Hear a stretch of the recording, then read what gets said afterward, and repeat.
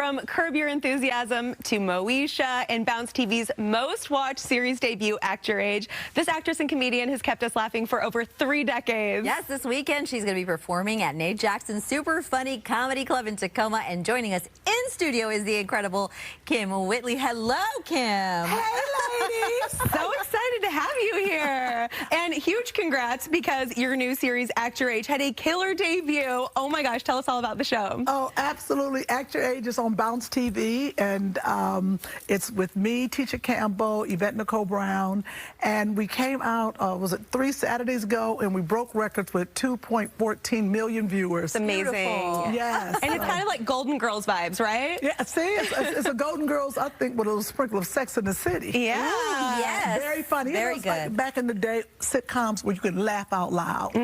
So very nice. funny show. And of course, you have had a stellar career. We're talking Moesha, Curb Your Enthusiasm, You People. What is your favorite job you've ever had? Uh-oh. Oh, that's hard. But right now on Act Your Age is my favorite because I'm working with my friends. But Curb Your Enthusiasm was fun because we saved a guy's life, basically from murder. You know, he was up for murder and he didn't do it. You know, Two Funny Mamas podcast, that's my favorite job, with Sherri Shepherd, who's my bestie. And you know what? It's hard because anything like a lot of fun. I did a show with Marlon Wayans back in the day, but they let me just go and act crazy. I put some crazy teeth in my mouth. And just, I try to have fun everywhere I go. Yeah. How did you and Sherri become friends?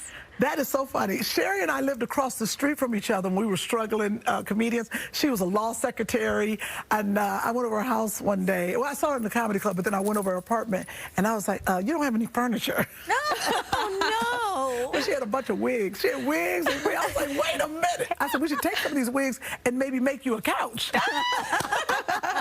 Priorities, you know what I mean? Right. Gotta look good. Right, but we are definitely best of friends. I go on her show, and we're going on tour in May, so I'm very excited about that. Two Funny Mamas tour with Sherri Shepherd and Kym Whitley. So just it's weird because I've been on her show. We have a podcast together, put it together during the pandemic, and we are truly good friends. She just told me the other day, we were doing a podcast, she said, oh, I'm having a party at your house. She didn't ask. Surprise. So, That's friendship. go. That's friendship for you. I loved watching you on Daily Pop and Nightly Pop. I still can't believe those shows are not happening anymore. okay. What was it like doing those shows? You know, it was great. It's probably like what you ladies do. You get to talk about what's happening every day. So I was up on pop culture. I loved it. I knew what was going on with the Kardashians, everything. So it was a lot of fun. And I was very sad to see them go because there was a lot of people that really enjoyed those shows. Oh my gosh, and such a talented group of hosts, too. Yes, very talented. Yeah, it was fun. Are you able to share anything else about the tour that you're going to be going on with Sherri? What can people expect? Oh, you know what? We're going to do something different because it's going to be 2 people. Sherri will do her stand-up. I'll do my stand-up. And then we'll come together and do our stand-up. And then we're going to have a sit-down with a Q&A.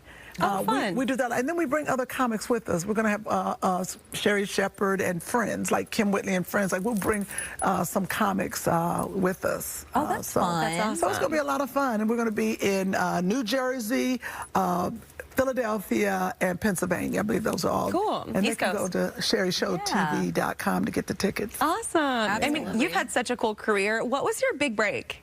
Wow. Take us back to that.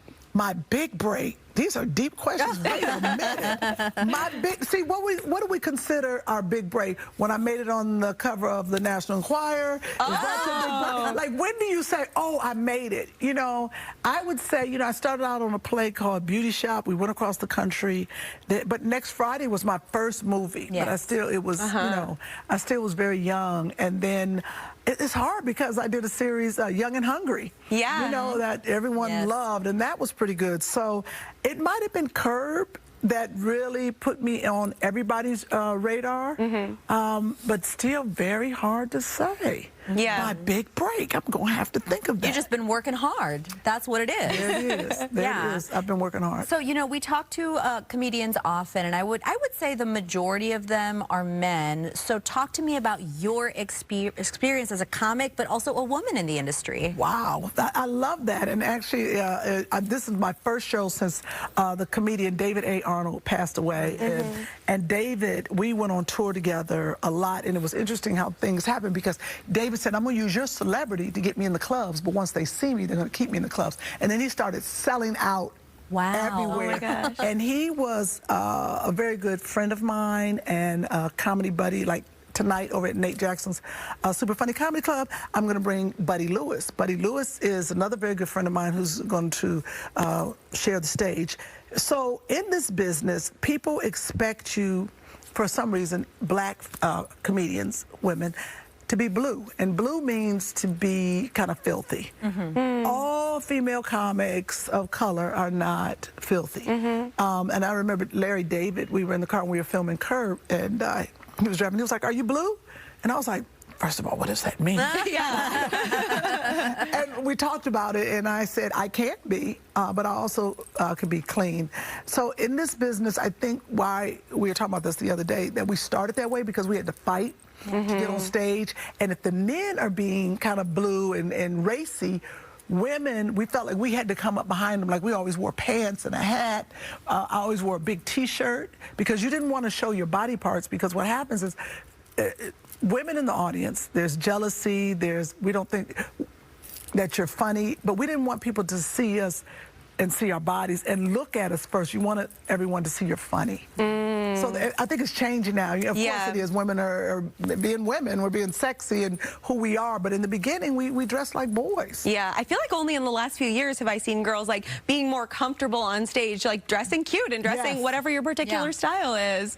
What are your favorite things to talk about in your comedy? Ooh, men. What kind of men? I love talking about men, young men, old men. My son, who's a man, who's 12 years old. I talk about him. Those are my favorite things. Travel. I travel a lot, so I have a lot of jokes really about traveling and different experiences. Like I met someone in your green room. She was funny, who's here from Seattle, and she told me some funny things. So I'm going to talk about that. Really? Can you give us a little preview? I'm absolutely talking about her. She's a black woman, and she said she came out to Seattle to teach black men how to live in the wilderness. I said, that doesn't match. That's interesting. Black young men. She was very funny. Then she said she has an electric car.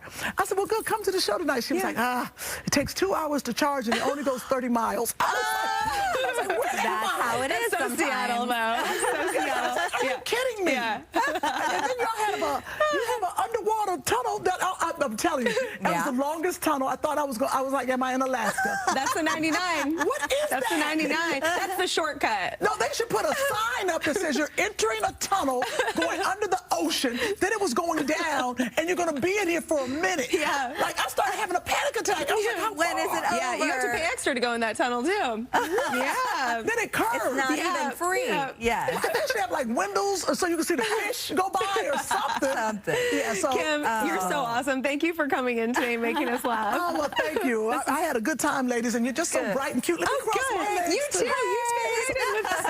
All right, we'll be back. You can watch Kym Whitley live at Nate Jackson's Super Funny Comedy Club in Tacoma, March 24th and 25th. We've got a link with more info up on our website, fox13seattle.com/studio13live. Thank you so much again.